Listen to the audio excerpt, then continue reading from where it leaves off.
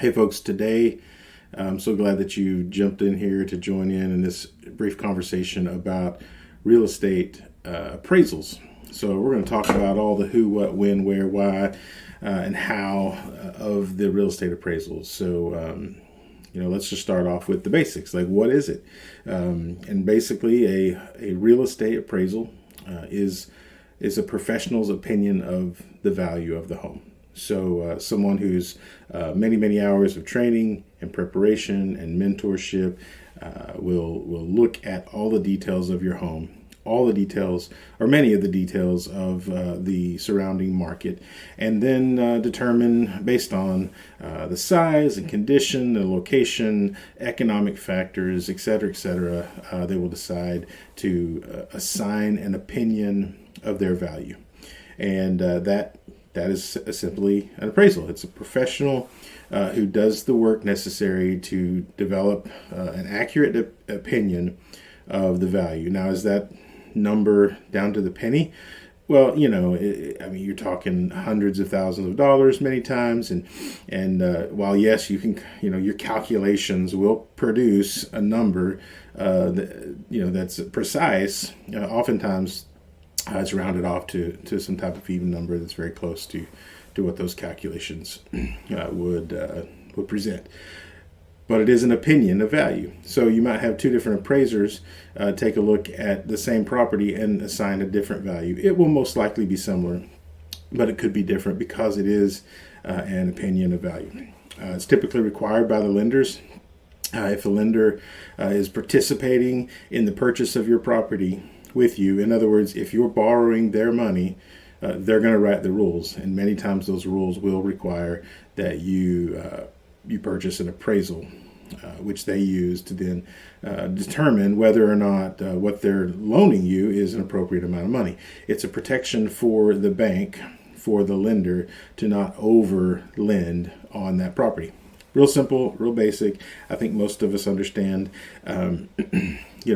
what that is and how that works. So what do they look at? They do look at all the details, like your size, number of bedrooms, how the home functions, outbuildings, amount of land or size of your lot, condition, age. So many different things that they will compare all these details about your property, and they'll look at, again, many details in the market that are similar to that to be able to determine that opinion of their value. So big question many people ask is, okay, well, what does it cost and who pays for it? Well, the cost in our market here in Southeast Oklahoma is around $750. Now, there's a lot of factors that could determine the price that adjust that, but that's pretty common if you're, in a reasonable sized city. You're not terribly far from where the appraiser is going to be traveling from, and it's a typical size home. You get a very, very large home, you're going to have a little bit higher price. Or if you have other factors like outbuildings, barns, shops, things that second homes on the property, mother-in-law suites, all those kind of things it just takes more time. And these guys work very hard to give you an accurate opinion of the value, and it does take time. So whenever you have more to appraise, it's going to cost you more money. That typically is, again, starts around $750 in the Southeast Oklahoma market today in 2025. It's something that the bank will order, but you'll pay for. Typically, many times it'll be paid for upfront. Some things that are part of the transaction will be rolled into the closing costs. Many times the appraisal is not, partially because it's a pretty big expense. And then secondarily, if something happens with that appraisal, like it comes in too low and the deal falls apart, the appraiser still wants to get paid, right? So the bank's going to take those funds up front typically, and then they'll do the appraisal. They'll order it through a system that they have that's designed to be non-biased. So the bank can't choose their favorite lender to do all the appraisals on their properties. They're kind of in a pool, and then they put the order into the system, and the appraiser will go pick that order up out of the system. I believe, well, I'm not an appraiser, so I don't get it in that system, but I believe it's kind of on a first come, first served basis. The orders are in there. Whoever wants those orders can pick them up and get them on their schedule. So that's kind of the way the scheduling works and whatnot. When does it happen? It typically will happen, just a few weeks after the contract goes into place. So you put a contract in place, you go through your inspection periods, and typically about then is when the appraisal will take place. It can't happen before that. We usually recommend on your residential properties that it take place after that inspection period, just because there's always a chance something can come up in that inspection period that would cause the transaction to fail. And in that situation, if you've already paid for and the work has been done on the appraisal, that's those are services that have been performed, and the payment's expected, and it's only fair to pay that appraiser. But then you're still going to have to move on to another property if that one doesn't work out, and you're going to have to pay for another appraisal. So that's never fun. Typically we try to wait until after the inspection period to actually have the appraiser on site doing the appraisal. Many times we'll order it before that. We just won't schedule it. Question a lot of people have is what happens if the appraisal comes in low? That's always a concern from the perspective of a buyer and from the perspective of a seller. So as a seller, it's really important that you price your home properly so that you don't find yourself in this situation. And a good real estate agent will be able to prepare a comparative market analysis, which is a very, very, very scaled down version of an appraisal. It's not an appraisal, but it's based on the same processes. It's just not near as detailed. But a good agent will provide a fairly accurate and up-to-date comparative market analysis, which will give you a general idea of what the appraised value could be. Again, it's an opinion of someone's value, so it can definitely vary, by a few $1,000s.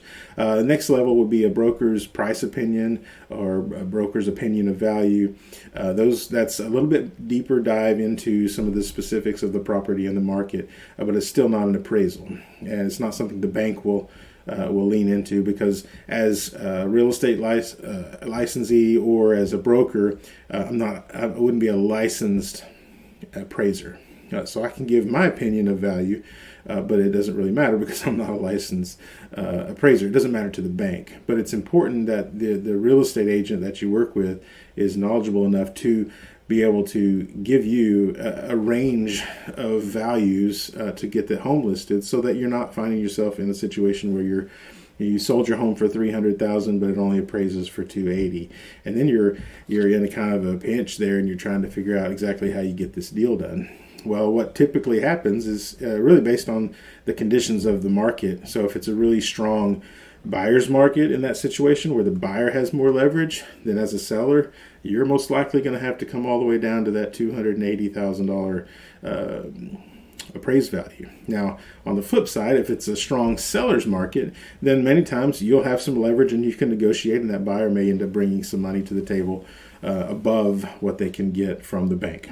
So a lot of details go into that. You can renegotiate the deal when an appraisal comes in low, where the buyer pays the difference, or you come all the way down to the appraised value, et cetera, et cetera. It's really a one-time situation on each and every property.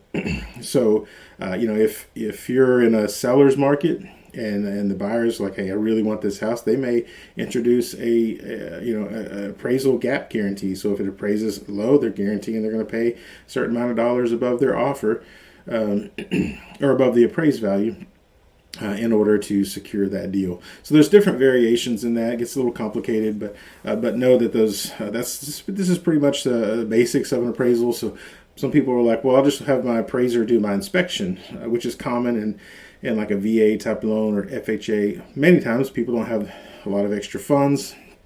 But the appraisal is someone who works for the lender to ensure that they're not lending too much money on this property, whereas a home inspector is someone who works for you as the buyer to help understand that what you're buying. So if there's any issues with it or any details that you need to know about.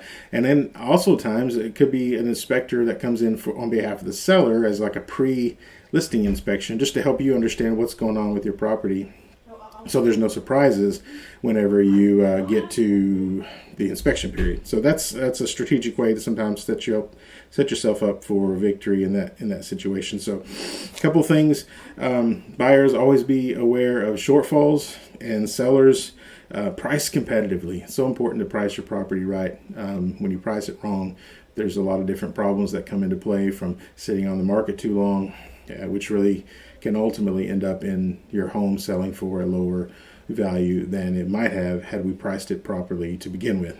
So if you guys have any questions about appraisals, love to help out. You can always give us a call, get in touch with us. We're glad to help in any way we can. And until next time, y'all have a great day.